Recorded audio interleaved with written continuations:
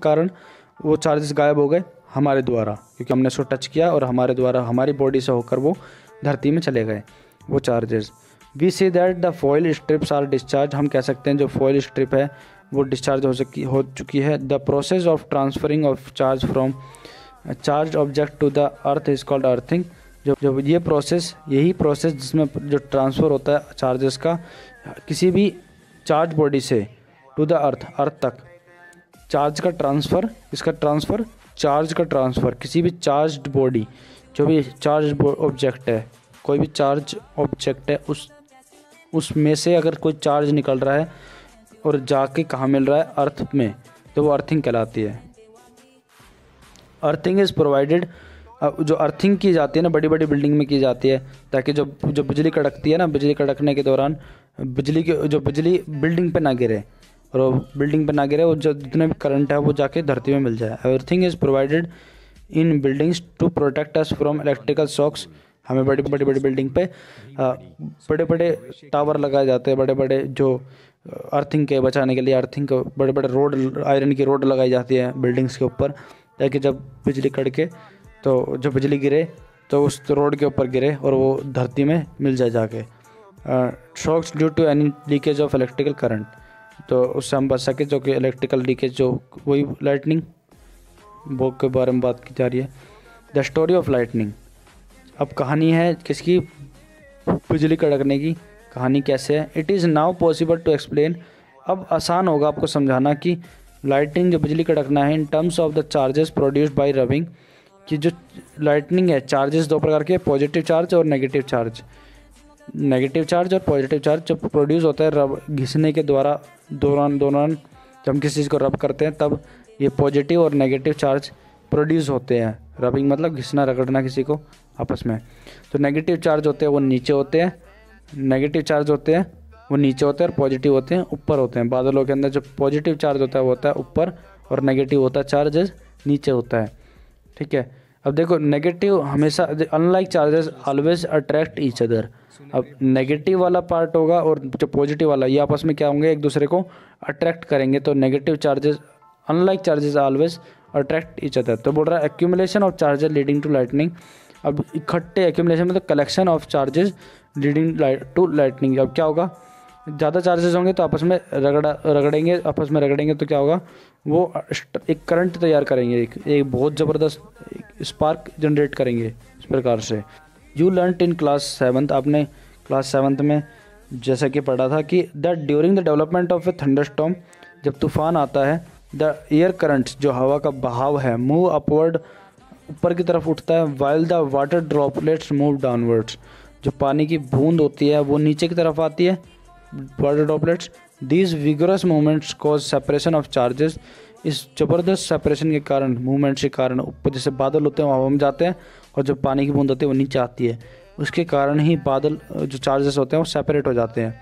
By process not yet complete understood, इसी process के द्वारा हमें अच्छे समझ में भी नहीं आया होगा आपको ये सही से।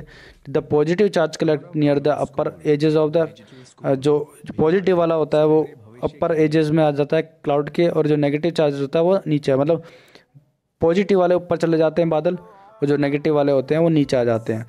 नीचे जो नेगेटिव बादल होते हैं वो नीचे, जो नीचे हम वो नीचे से ऊपर देखते हैं ना, हम धरती पे से ऊपर देखते हैं, वो नेगेटिव चार्जेस होते हैं, नेगेटिव बादल होते हैं, उनमें नेगेटिव चार्जेस होते हैं। और जो उसके ऊपर होते हैं बादल, वो हल्के बादल होते हैं, उनमें पॉजिटिव चार्ज होता है। ठीक है, अब बोल रहा है कि नेगेटिव चार्जेस एक्यूमुलेट, इकट्ठे हो जाते हैं कहाँ पर, लोअर एजेस मतलब किनारा, मतलब नीचे कॉर्नर वाले हिस्से पे हो जाते हैं, वो नेगेटिव वाले होते हैं, और पॉजिटिव वाले होते हैं वो ऊपर की तरफ हो जाते हैं इकट्ठे। There is accumulation of positive charge near the ground also, और जो हमेशा याद रखना कि जो पॉजिटिव चार्ज एक्यूमुलेट हो जाते हैं वो हमेशा धरती के ऊपर, वो धरती के ऊपर पॉजिटिव चार्ज भी इकट्ठे हो जाते हैं। साथ ही when the magnitude of the accumulated charges becomes very large, यदि बहुत ज़्यादा, मैग्नीट्यूड मतलब होता है मापना, मैग्नीट्यूड मतलब मेजरमेंट, जिसको बहुत ज़्यादा, मैग्नीट्यूड मतलब मेजरमेंट, जैसे हम इसको मेज़र कर सकते हैं, वो बहुत ज़्यादा हो जाए चार्जेस का। मैग्नीट्यूड हमेशा नंबरों में होता है, नंबर्स में 1 2 3 5 ऐसी 100,000 10 लाख करोड़ में होता है मैग्नीट्यूड। तो वो ज़्यादा हो जाएगा तो क्या होगा, एक बहुत ही ज़्यादा कंडक्टर इलेक्ट्रिसिटी को क्या बोल रहा है यहाँ पर कि accumulated charges becomes very large, यदि बहुत ज़्यादा मात्रा में अगर चार्जेस इकट्ठे हो जाते हैं। Air which is normally a poor conductor of electricity, जो एयर होती है वो पुअर कंडक्टर, वो इलेक्ट्रिसिटी कंडक्ट नहीं करती है, कंडक्टर नहीं है, हवा में से इलेक्ट्रिसिटी पास नहीं कर सकती ना, तो पुअर कंडक्टर हुई। Is no longer able to resist their flow, अब वो रोक नहीं सकते उसके फ्लो को, इतना ज़्यादा चार्जेस इकट्ठा हो जाता है कि अब जो हवा भी है ना, हवा भी उस चीज़ को रोक पाती उस करंट के स्पार्क को, इतना ज़्यादा चार्जेस इकट्ठा हो जाता है। Negative and positive charge meet, अब ऐसा दिखने लग जाता है कि जो नेगेटिव चार्जेस हैं, जो बादल के नीचे वाला बादल हैं, और जो पॉजिटिव धरती के पॉजिटिव वाले चार्जेस हैं, वो आपस में मिल रहे हैं करंट स्पार्क के जरिए। प्रोड्यूसिंग स्ट्राइक्स, जो कि प्रोड्यूस होती है जिसके दौरान स्ट्राइक्स ऑफ ब्राइट लाइट, एक चमकीली लाइट दिखाई देती है और एक साउंड सुनाई देता है। We see strikes as lightning, हम एक जो स्ट्राइक्स, जो बिजली कड़कती है, हम एक बिजली कड़क देखते हैं, हम एक स्ट्राइक्स देखते हैं, इस प्रकार लड़ाई देखते हैं एक बिजली कड़कने के रूप में। The process is called electric discharge, इस प्रोसेस को हम बोलते हैं इलेक्ट्रिक डिस्चार्ज बोलते हैं। जब नेगेटिव पॉजिटिव साथ मिलता है इस प्रकार से, तो इसको बोलते हैं हम इलेक्ट्रिक डिस्चार्ज होता है। The process of electric discharge can ओकर बिटवीन 2 और मोर क्लाउड्स, जो प्रोसेस हो रही है 2 या 2 से अधिक क्लाउड्स के बीच में ये होता है डिस्चार्ज, और between clouds and the earth, या फिर 2 क्लाउड्स के 2 या 2 से अधिक क्लाउड्स के बीच में होता है, या फिर क्लाउड्स और पृथ्वी के बीच में होता है। Today we need not get frightened by lightning, हमें डरने की जरूरत नहीं है बिजलियों की कड़कने से। लाइक आवर एंसेस्टर डिड, जैसे कि हमारे जो पूर्वज थे वो डरते थे। Now we understand the basic phenomena, अब हम एक बेसिक फेनोमेना समझ चुके हैं। साइंटिस्ट आर ट्राइंग, जो साइंटिस्ट होते हैं, जो इतने भी साइंटिस्ट थे, उन्होंने कोशिश की थी हार्ड, बहुत ज़्यादा कोशिश करी थी, बहुत मुश्किल से उन्होंने इस चीज़ को समझने की कोशिश की थी, बहुत मुश्किल लगा था उन्होंने इस चीज़ को समझने में, बहुत समय लगा था और बहुत मेहनत लगी थी उनको इस चीज़ समझने में। However lightning strike could destroy life, इस वजह से क्या होता है, जो लाइटनिंग होता है वो ज़िंदगी ख़त्म कर देती है, प्रॉपर्टीज़ को भी ख़त्म कर देती है। It is therefore necessary to make measure to protect our self, और ये हमें भाई इस चीज़ को, हमें अपने आप को बचाव करने के लिए भी ये पता होना चाहिए कि हम कैसे हम इसको चीज़ को बचाव कर सकते हैं, अपने आप को लाइटनिंग बिजली कड़कने से अपने आप को कैसे बचा सकते हैं। लाइटनिंग सेफ्टी, जब बिजली कड़के तो हमें क्या क्या सेफ्टी, क्या क्या बरतनी चाहिए सेफ्टी। ड्यूरिंग लाइटनिंग, जब बिजली कड़के थंडर स्टॉर्म, जो तूफान आता है, no open place is safe, कोई भी खुली जगह पर सेफ़ नहीं होती, पहले ध्यान तो ये रखना। तूफान आ रहा है या फिर लाइटनिंग बिजली कड़क रही है तो कभी भी ओपन जगह पर नहीं जाना चाहिए, खुली जगह पर नहीं जाना चाहिए। यहाँ पेड़ पौधे ज़्यादा होते हैं, खुली जगहों पर तूफान आ रहा होता है, जंगल टाइप वाले एरिया में नहीं जाना चाहिए। Hearing thunder is an alert to rush to a safer place, के आपको अपनी जगह, अच्छी सेफ जगह पर जाना है। वो जो भाई अगर आपको थंडर तूफान की आवाज़ सुनाई दे रही है ना, तो आपको सेफ जगह पर चले जाना है, भीड़ भाड़ वाली जगहों पर चले जाना जहाँ पर बिल्डिंग्स बहुत ज़्यादा होती है वहाँ पर। After hearing the last thunder, अपने जो लास्ट तूफान को सुनने के बाद, wait for some time before coming out of a safe place, अपने उसको थोड़ी देर बाद ही बाहर निकलना है, उसकी जो आवाज़ है तूफान की आवाज़ को थोड़े सुनने के बाद थोड़ी देर बाद बाहर निकलना है। फाइंडिंग ए सेफ प्लेस, आपको सेफ प्लेस, सुरक्षित जगह पता करनी है। ए हाउस और ए बिल्डिंग, चाहे वो एक घर हो सकता है, एक बिल्डिंग हो सकती है, क्या एक सेफ प्लेस सुरक्षित जगह है। If you are travelling by car, यदि आप कार से ट्रैवल कर रहे हो, और बाई बस या फिर बस से, you are safe inside with windows, आप अगर विंडोज़ के अंदर हो तो आप सेफ हो। And doors of the vehicle shut, जो बंद हुए गेट होते हैं किसके, व्हीकल्स के, गाड़ियों के, तो उसके अंदर आप सेफ रहते हो। Dos and don'ts during a thunderstorm, क्या करना चाहिए और क्या नहीं करना चाहिए तूफान आते वक्त। आउटसाइड ओपन व्हीकल्स, जो खुले व्हीकल्स होते हैं, खुले हुए जो गाड़ियाँ होती है, लाइक मोटर बाइक्स, ट्रैक्टर होता है, construction machinery, open cars are not safe, ये सारी कैसी सेफ, ये सेफ नहीं है। ओपन फील्ड्स, टोल, जो खुले मैदान, लंबे लंबे पेड़, और शेल्टर्स इन पार्क्स, जो पार्क के अंदर नीचे जो आप शेल्टर लेते हो, आप उनके नीचे रहते हो, बैठते हो, वो कैसा सब चीज़ें नुकसान, मतलब ख़तरनाक चीज़ हो सकती है। एलिवेटेड प्लेसेस, उभरी हुई जगह जो होती है ना, जो पहाड़ होते हैं जैसे कि, do not protect us from lightning strokes, कि इनके झटकों से हमें नहीं बचाया जा सकता ऐसी इन जगहों पर। तो खुली जगह पर जाना ही नहीं है कहीं पर भी, चाहे पहाड़ है, चाहे पार्क है, कहीं पर भी है, वो जाना नहीं खुली जगह पर। Carrying an umbrella is not at all a good idea during thunderstorm. अगर तूफान आ रहा हो तो उस टाइम पर अगर आप छाता लेके चल रहे हो तो और भी ज़्यादा खतरनाक होता है, ये कोई प्रोटेक्ट का जरिया नहीं होता। इफ़ इन ए फॉरेस्ट, यदि कोई फॉरेस्ट में, जंगल में, टेक शेल्टर, आप जंगल में किसी शेल्टर लेते हो, किसी कहीं रहते हो, किसी की छाया में, किसी के नीचे आप बैठते हो, अंडर ए शॉर्टर, छोटे से पेड़ के नीचे, तो ये भी खतरनाक होता है। If no shelter is available and you are in an open field, यदि कोई भी शेल्टर नहीं है और आप एक ओपन फील्ड में हो, खाली मैदान, stay far away from all trees, सभी पेड़ों से दूर रहना है, ध्यान रखना। स्टे अवे फ्रॉम पोल्स और अदर, और कोई भी खंबे से दूर रहना है, और अदर मेटल ऑब्जेक्ट, किसी भी मेटल, कोई आसपास कोई मेटल ऑब्जेक्ट, कोई लोहे का खंबा हो, उससे भी दूर रहना है। Do not lie on the ground, लेटना नहीं है ग्राउंड के ऊपर, इंस्टीड, उसके बजाय square low on the ground. अगर आप लेट रहे हो तो गलत है, लेटना भी नहीं चाहिए आपको, अपनी कोहनी जो घुटना है ना, इस तरीके से बैठना चाहिए आपको, इस प्रकार से बैठना है। अगर आप खाली मैदान में हो तो इस प्रकार से, अगर आपको बिजली से अपने आप को बचाना है तो इस प्रकार से, तूफान आ रहा है और इस प्रकार से अपने आप को बचाना है। Place your hands on your knees, इस प्रकार से आपको इस प्रकार से बैठना है, head with the hands, this position will make you the smallest target to be struck. जब बिजली कड़केगी इसकी आपके ऊपर नहीं गिरेगी, इस प्रकार से आप बच सकोगे, ज़्यादा चांसेस होंगे कि आप बच सकोगे, कि टारगेट नहीं बना पाएगी आपको वो बिजली कड़केगी, वो आपके ऊपर गिरने से ज़्यादा आप बचोगे। Safe position during lightning, safe position है जब बिजली कड़के, इस टाइम इस तरीके से आपको बैठना है। इनसाइड द हाउस, अगर आप घर में रहते हो तो क्या करना ज़रूरी है घर में, lightning can strike telephone cords, जो टेलीफोन के खंभे होते हैं उनके ऊपर, टेलीफोन के खंभे होते हैं उनके ऊपर बिजली कड़कती है। Electrical wires and metal pipes, do you remember lightning in is an electrical discharge. क्या आपको पता है लाइटनिंग, आपने पता था ना, आपको याद है कि जो लाइटनिंग थी वो इलेक्ट्रिकल डिस्चार्ज ही होती है एक तरह की। तो अपने क्या करना है कि जो मेटल पाइप्स होते हैं अपने घरों के ऊपर बड़े बड़े पाइप लगाने मेटल्स के। During a thunderstorm contact with this should be avoided, से बचना है, अपने लोहा का जो पाइप लगा रखा है घरों में, थंडरस्टॉर्म में उनसे दूर रहना है। It is safer to use mobile phones and cordless phones, और ये सेफ़ भी होता है मोबाइल फ़ोन्स को, अगर हम कॉर्डलेस, जिनमें तार नहीं होते, उनको हम बिना अगर यूज़ कर रहे हैं, बिना तार वाले फ़ोन को यूज़ करते हैं आजकल, तो बिना फ़ोन कॉर्ड वाले, बिना तार वाले। पर it is not wise to call up a person who is receiving your phone through a wired phone. अगर किसी के पास तार वाला फ़ोन है, टेलीफोन है, लैंडलाइन है, वो लैंडलाइन आपको फ़ोन कर रहा है इसी टाइम पर, किसके टाइम पर, इसी टाइम पर जब तूफ़ान आ रहा हो उस टाइम पर बात कर रहा था, तो उस टाइम पर आपको रिसीव नहीं करना फ़ोन, ठीक है।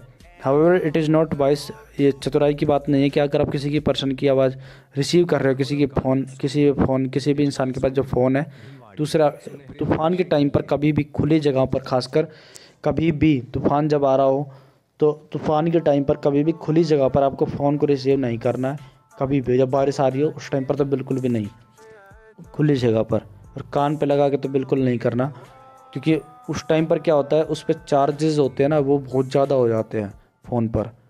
तो याद रखना कभी भी ऐसा मत करना, नहीं तो अचानक से बिजली गाड़ी के ऊपर ही गिरेगी। Bathing should be avoid during thunderstorm के दौरान नहाना नहीं चाहिए बाहर जाके। To avoid contact with running water, अपने क्या करना चाहिए भाई, उस पानी के साथ, जो बहते हुए पानी के साथ नहाना, जो बहता हुआ पानी उसके साथ नहाना नहीं चाहिए। Electrical appliances like computer, TVs etcetera should be unplugged, और उनको हटा देना है घरों के अंदर से। जो इलेक्ट्रिकल, अब जो कंप्यूटर होते हैं या फिर टीवीज़ होते हैं, उनका तार हटा देना है, क्योंकि अचानक से लाइट जाती है ना, तो वो ख़राब कर सकते हैं। Electrical lights can remain on it, कि इलेक्ट्रिकल उसके अंदर रह जाती है on. They do not cause any harm, क्या वो कोई हार्म नहीं करेंगे, लेकिन अनप्लग कर दिया ना। लाइटनिंग कंडक्टर्स, जो जिनमें कड़कती है, जो बिजली कड़कती है, कंडक्टर, ऐसे भी कंडक्टर्स होते हैं। लाइटनिंग कंडक्टर्स क्या होते हैं, ऐसे डिवाइस होते हैं जो बिल्डिंग्स को बचाते हैं, किससे, इफेक्ट ऑफ लाइटनिंग के प्रभाव से, बिजली के प्रभाव से। ए मेटेलिक रोड, आपने एक मेटल की रोड लगानी है बिल्डिंग के ऊपर, टॉलर देन द बिल्डिंग, जो बिल्डिंग से बड़ी, जो आपने बिल्डिंग के ऊपर लगानी है, एक बड़ी सी आयरन की रोड लगानी है। Is install in the walls of the building during its construction, और उसको बिल्डिंग्स पे इंस्टॉल करवा लेना है, चढ़वा लेना, लगवाना है जब आप बिल्डिंग बनवा रहे हो। One end of the road is kept out in the air, उसका एक एंड जो होता है वो बिल्डिंग के ऊपर होना, हवा में होना चाहिए।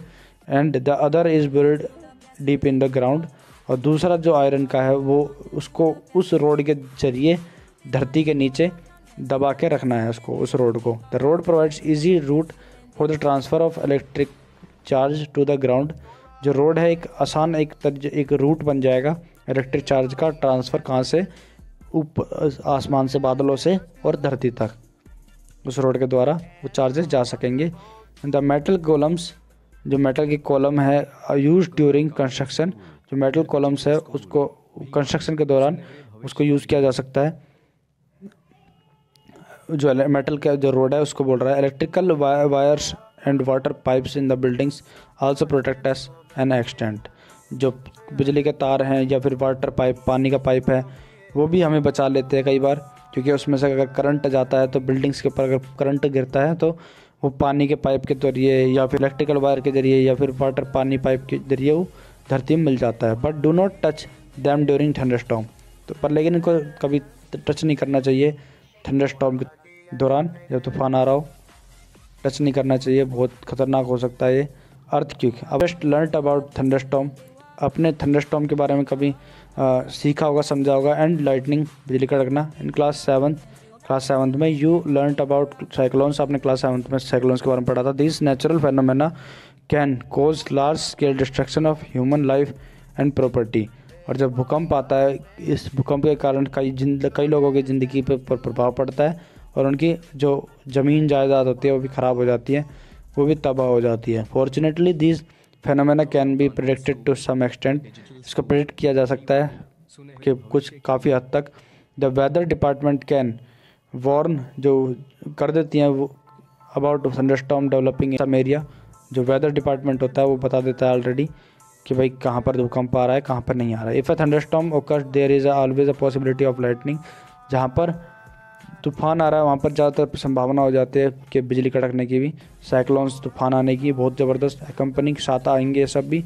सो we get time to take measure to protect ourselves from damage caused by this phenomena, तो हमें कुछ ऐसे स्टेप्स भी लेना ज़रूरी है जिससे हम इन फेनोमेना से बच सकें, इन खतरनाक। There is however one natural phenomena, इसी प्रकार से कि भाई कुछ ऐसे नेचुरल फेनोमेना, प्राकृतिक फेनोमेना होते हैं यही सब हैं जो which we are not yet able to predict accurately, जिनको अभी भी हम कि भाई प्रेडिक्ट नहीं कर सकते। इट इज़ एन अर्थक्वेक, जैसे कि एक अर्थक्वेक है, it can cause damage to human life, ये ह्यूमन लाइफ को प्रभावित कर सकता है, प्रॉपर्टी ऑफ ह्यूज स्केल, काफ़ी प्रॉपर्टी को ख़राब कर सकता है। A major earthquake occurred in India, जो बहुत बड़ा अर्थक्वेक आया हुआ है इंडिया में, अक्टूबर 2005 में आया था, in Uri and Tangdhar towns of north Kashmir में सबसे ज़बरदस्त खतरनाक वाला जो भूकंप आया था वो 8 अक्टूबर 2005 में आया था, यूरी एंड टैंगधर में,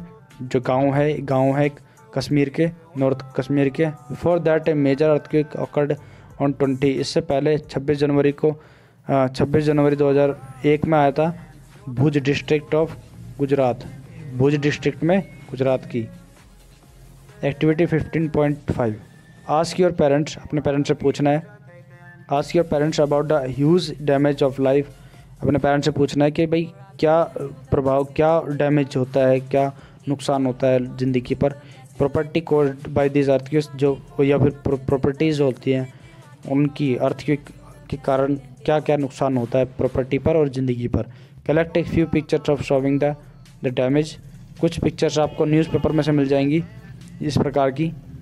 caused by this earthquakes from newspapers and magazines of those days, collect करना है जो न्यूज़पेपर के द्वारा न्यूज़पेपर में जो मैगजीन में छपी हुई थी फ़ोटो अर्थक्वेक में। Prepare a short report on the suffering of the people during and after the earthquake, कि अपने एक शॉर्ट पीरियड रिपोर्ट तैयार करनी है, छोटी सी रिपोर्ट तैयार करनी है जो कि पीपल जो अर्थक्वेक के दौरान घर जो अपना जिन्होंने छोड़ दिया था, जो प्रभावित पीड़ित थे। What is an earthquake? Earthquake क्या होता है? भूकंप को बोलते हैं जब पृथ्वी हिल जाती है पूरी। What happens when it occurs? जब क्या होता है कि बिल्डिंग्स गिर जाती है, डैमेज हो जाता है, लार्ज डैमेज हो जाता है। What can we do to minimize its effect? तो हमें क्या करना चाहिए ताकि हम इसका प्रभाव कम कर सकें। कि हमें ज़्यादा ऊंची बिल्डिंग्स नहीं बनवानी चाहिए। These are the some of the question which we shall discuss below. हमें इन सबका डिस्कस करना है इन सबको। An earthquake, what is an earthquake? Earthquake क्या होता है? An earth is sudden shaking और trembling of the earth which last for a very short time. It is caused by disturbance deep inside the earth. कि भाई क्या हो रहा है? ट्रेम्बलिंग है, मतलब कि एक भाई शॉर्ट टाइम तक एक झटका जो होता है वो होता है, या फिर एक डिस्टर्बेंस होती है जो अर्थ के अंदर नीचे होती है। वो डिस्टर्बेंस अर्थ क्रस्ट के अंदर डिस्टर्बेंस होती है। वो अर्थ क्विक्स आर ओकर all the time all over the earth. जो अर्थ की हमेशा होती रहती है पृथ्वी के हर किसी न किसी कोने में। They are not even notice. ये इतनी कम होती है कि कई बार नोटिस भी नहीं होती है। Major earthquakes are much less frequent. और जो बड़े बड़े भूकंप आते हैं वो बहुत कम होता है। They can cause immense damage to buildings, bridges, dams and peoples. और ये प्रभाव कर देते, बहुत बड़ा प्रभाव डालते हैं बिल्डिंग्स पर, ब्रिजेस पे, डैम्स पे, बांध पर और लोगों पर। They can be a great loss to life and property. और ये ज़मीन और बड़ी बड़ी बिल्डिंग्स पे बहुत बड़ा प्रभाव डालते हैं। ये जो भूकंप होता है कैन कॉज फ्लड्स, बाढ़ आ जाती है अर्थक्वेक के कारण। लैंड स्लाइड्स, ज़मीन खिसक जाती है। और सुनामीज़ आ जाती हैं बहुत बड़ी भयंकर रूप से। A major tsunami occurred in Indian Ocean on 26 December 2004। एक बड़ी सुनामी जो आई थी वो 26 दिसंबर 2004 में आई थी। All coastal areas around the ocean suffered huge losses.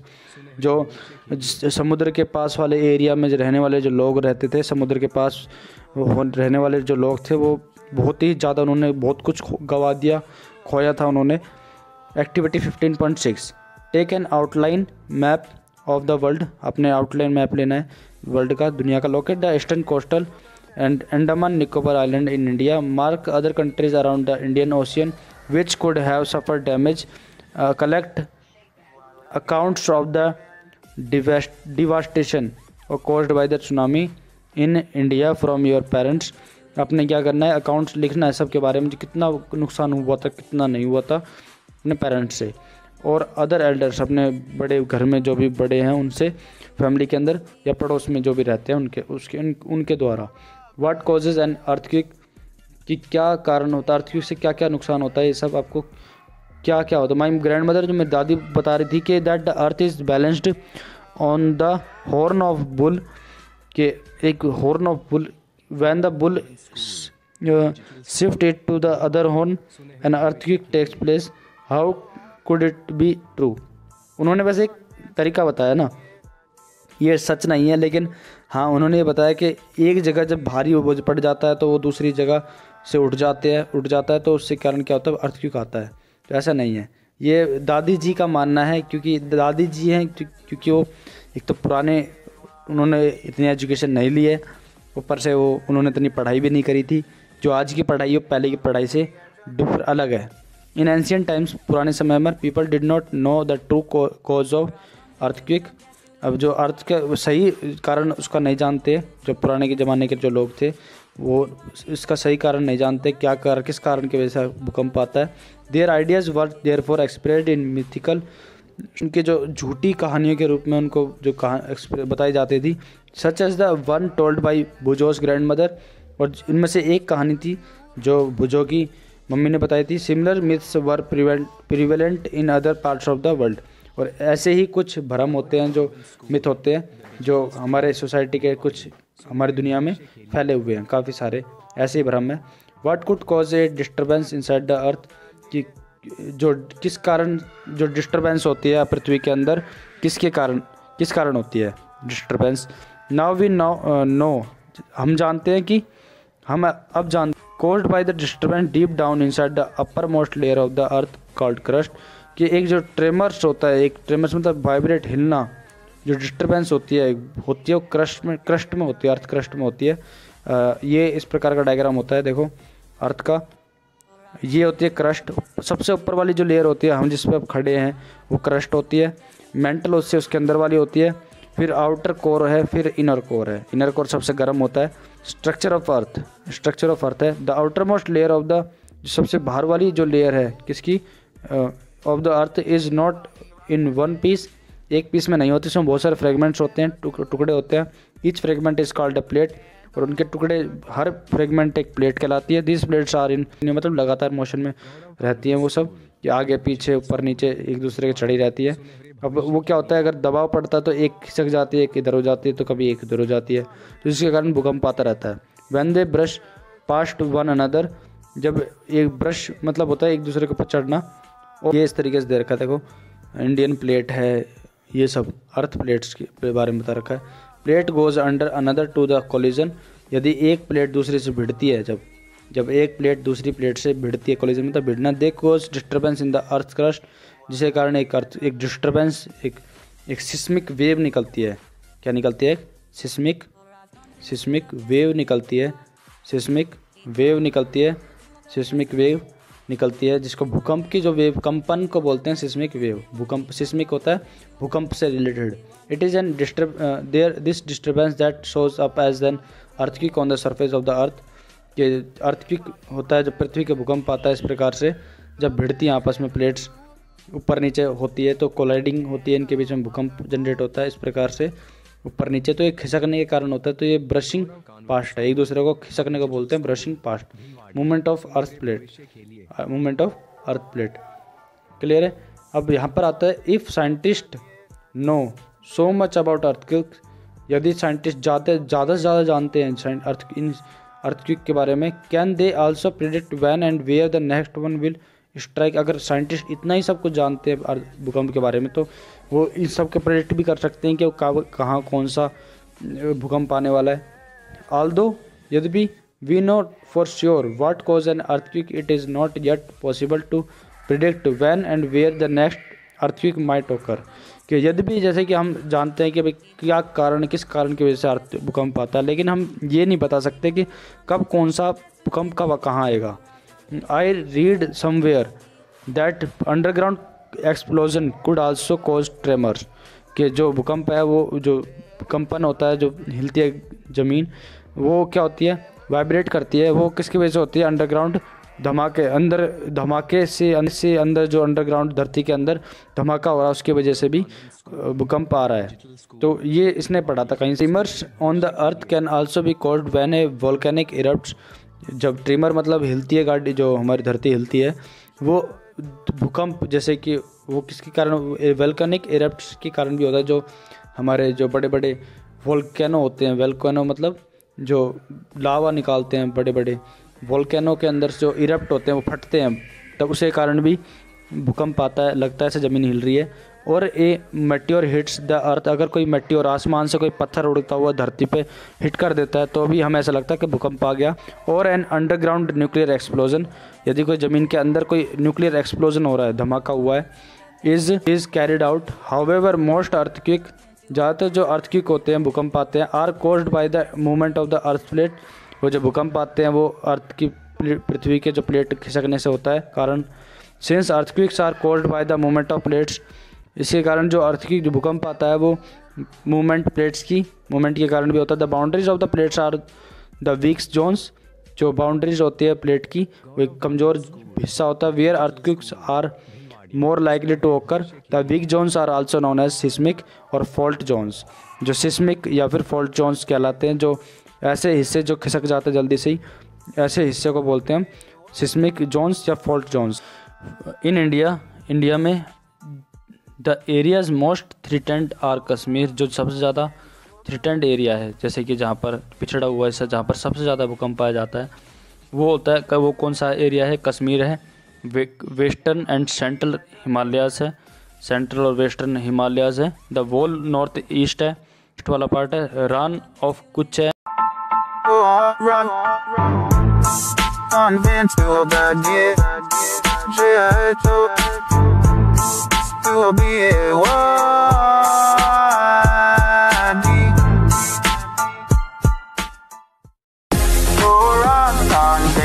the best